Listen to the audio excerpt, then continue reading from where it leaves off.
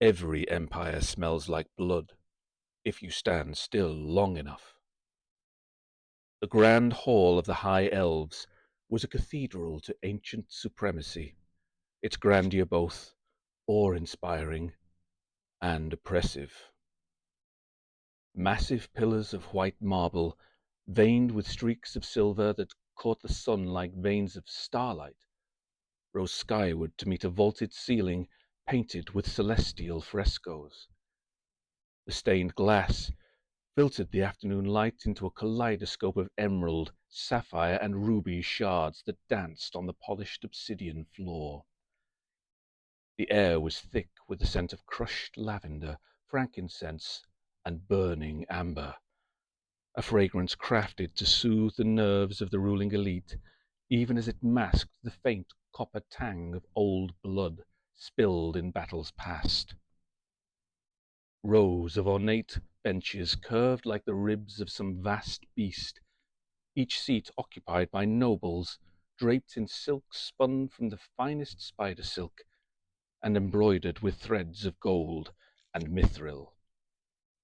Their expressions were carefully schooled in aristocratic restraint, but beneath the glimmering circlets and masks of civility lay sharp eyes, calculating minds, and long memories.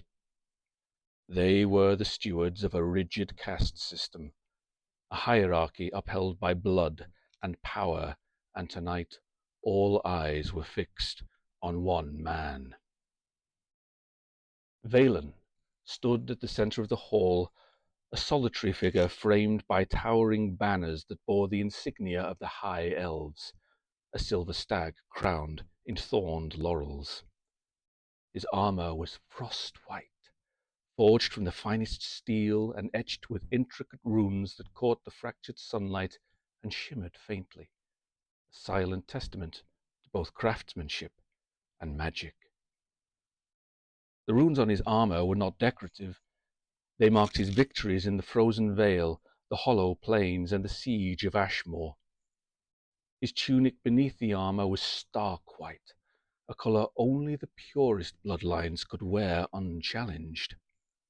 Upon his chest, a silver sigil of the stag and thorn, the crest of his house, and the banner under which thousands had marched.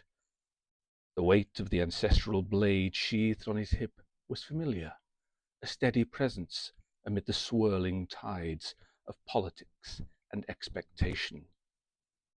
Though still young by elven reckoning, Valen had already become a legend. Despite his youth, Valen carried himself with the bearing of a seasoned general, shoulders squared, chin raised, eyes sharp and clear like ice. His dark hair, cropped short for battle, gleamed with the sheen of polished obsidian, contrasting against his skin's pale, almost ethereal hue, a hallmark of his high elf lineage.